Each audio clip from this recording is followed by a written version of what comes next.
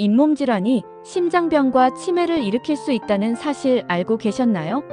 저도 시어머니를 모시기 전까지는 전혀 몰랐거든요. 오늘은 잇몸 때문에 시어머니께서 폐렴으로 입원까지 하게 된 충격적인 이야기와 그 후 어떻게 해서 건강을 되찾으셨는지 생생한 경험담을 나눠보려고 해요.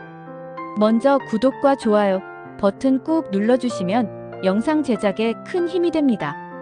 특히 어른들을 모시고 계신 분들이라면 오늘 내용이 정말 중요하니까 끝까지 꼭 봐주세요. 자칫하면 큰 병으로 이어질 수 있거든요. 입속 세균이 어떻게 폐렴을 일으키는지, 그리고 간단한 칫솔질 방법 하나로 어떻게 이 모든 걸 예방할 수 있는지 오늘 제 경험담을 통해서 여러분도 꼭 알아가셨으면 좋겠어요. 시어머니를 모신 지 3년째인데요. 정말 몰랐던 게 있더라고요. 잇몸 질환이 이렇게 무서운 건지. 오늘 제 경험담을 통해서 여러분도 꼭 알아가셨으면 좋겠어요. 시어머니를 모시게 된 건 3년 전이었어요. 남편이 큰아들이다 보니까 자연스럽게 저희가 모시게 되었는데 처음엔 정말 아무것도 몰랐어요. 그런데 어머니께서 자꾸 이상한 증상을 호소하시더라고요. 가슴이 답답하다, 숨이 차다고 하시면서 병원에 가자고 하시는 거예요. 당연히 심장에 문제가 있나 싶어서 큰 병원 응급실부터 시작해서 심장내과, 내과, 온갖 검사를 다 받아봤어요. 그런데 의사 선생님들 말씀이 별다른 이상이 없다는 거예요. 저는 그때 정말 답답했어요. 어머니는 계속 아프다고 하시는데 병원에서는 이상 없다고 하고, 혹시 나이 드셔서 그런 건가? 아니면 우울감 때문인가? 이런 생각까지 했거든요. 그러다가 어머니가 치아가 아프다고 하셔서 치과에 갔는데 그때 정말 충격적인 얘기를 들었어요. 치과 선생님이 어머니 잇몸을 보시더니 잇몸 상태가 정말 안 좋네요. 혹시 심혈관 쪽에 불편함은 없으셨나요? 라고 물어보시더라고요. 저는 그 순간 정말 깜짝 놀랐어요.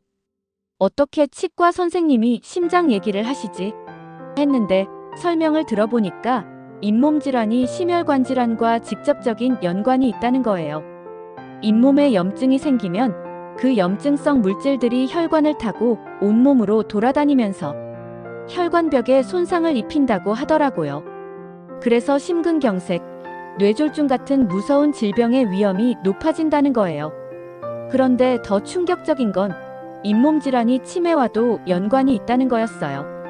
어머니가 요즘 자꾸 깜빡깜빡 하시는 게 많아져서 걱정이었는데 치과 선생님 말씀이 잇몸 세균이 뇌까지 영향을 줄 수 있다고. 정말 온몸에 소름이 돋더라고요. 그때서야 깨달았어요. 내가 그동안 잇몸을 얼마나 소홀히 생각했는지. 그 일이 있고 나서 몇 달 후였어요.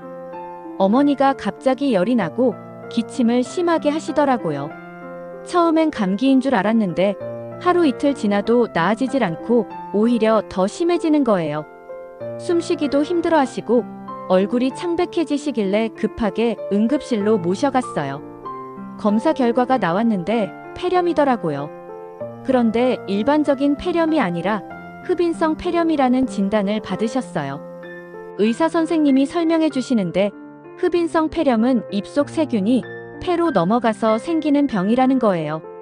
특히 나이가 드시면서 삼키는 기능이 약해지고 잇몸에 세균이 많으면 그 세균들이 침과 함께 폐로 넘어간다는 거죠. 그래서 폐에 염증이 생기고 폐렴이 되는 거라고.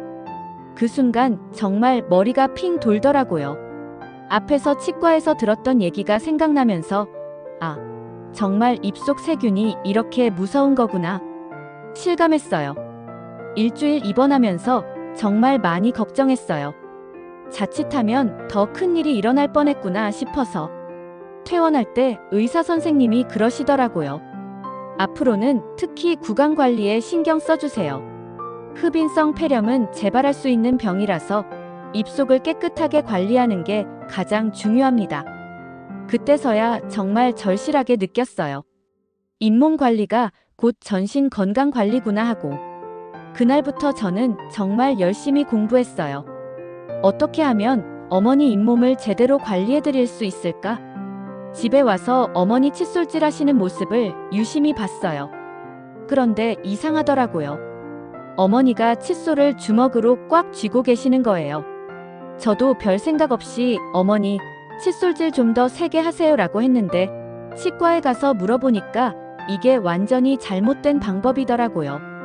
선생님이 칫솔은 연필 잡듯이 정교하게 잡아야 해요. 너무 세게 잡으면 잇몸에 상처만 내고 세균은 제대로 제거가 안 됩니다라고 하시더라고요. 처음엔 어머니께 말씀드리기가 정말 조심스러웠어요. 평생 하던 방식을 바꾸라고 하는 게 쉽지 않잖아요. 어머니, 이렇게 해보시면 어떨까요? 라고 조심조심 말씀드렸죠. 처음엔 이게 뭔 소리야. 내가 평생 이렇게 했는데 라고 하시면서 힘들어 하셨어요. 그런데 조금씩 함께 연습해드리니까 지금은 훨씬 부드럽게 잡으시더라고요. 그 다음으로 바꾼 건 닦는 방식이었어요. 예전엔 어머니가 쓱쓱 대충 닦으시는 편이었거든요. 빨리빨리 하시려고. 그런데 치과에서 배운 건 치아를 한 개씩 꼼꼼히 닦아야 한다는 거였어요. 특히 잇몸과 치아 경계 부분이 제일 중요하다고 하더라고요. 거기에 세균이 가장 많이 쌓인다면서요. 방법을 알려드렸어요. 작은 동작으로 동글동글 원을 그리듯이 문질러야 한다고. 처음엔 아이고 답답해. 언제 다 닦아라고 하셨는데 조금씩 익숙해지시더라고요. 신기한 건 이렇게 바꾸고 나서 2, 3주 지나니까 어머님이 뭔가 시원하다고 하시더라고요. 잇몸에서 피도 안 나고 입냄새도 많이 줄어든 것 같다고. 지금은 하루 2번, 저녁 식사 후하고 잠자기 전에 제가 함께 도와드려요. 처음엔 내가 혼자 할 수 있다고 하셨는데 지금은 오히려 좋아하세요. 며느리가 이렇게까지 해주니까 고맙다고 하시면서. 그럴 때 정말 뿌듯해요. 그리고 무엇보다 어머니가 건강해지시는 게 눈에 보이니까 저도 보람을 느끼게 되더라고요. 정말 신기해요. 올바른 칫솔질을 시작한 지 6개월 정도 지나니까 어머니가 전체적으로 많이 좋아지셨어요. 일단 가슴 답답함을 거의 호소 안 하세요. 예전에는 하루에 몇 번씩 가슴이 답답하다고 하셨는데 지금은 정말 가끔씩만. 그리고 폐렴도 제발 안 하셨어요. 의사 선생님도 정기검진 때 많이 좋아지셨네요 라고 하시더라고요. 무엇보다 기억력도 조금씩 나아지시는 것 같아요. 완전히 좋아진 건 아니지만 예전보다는 덜 깜빡하세요. 입안 변화는 더 확실해요. 잇몸에서 피가 안 나요. 예전엔 칫솔질 할 때마다 피가 났는데 지금은 정말 피가 안 나요. 입냄새도 많이 줄어들었어요. 아침에 일어나셔도 예전처럼 심하지 않고 어머니 본인도 입이 깔끔하다고 하세요. 치과 검진 갔을 때도 선생님이 많이 개선되었네요. 이 상태로 계속 유지하시면 됩니다라고 하시더라고요. 그때 정말 뿌듯했어요. 3년 동안 시어머니를 모시면서 정말 많이 배웠어요. 처음엔 솔직히 말하면 이런 것까지 내가 해야 하나 싶었거든요. 특히 칫솔질 도와드리는 건 좀 부담스러웠어요.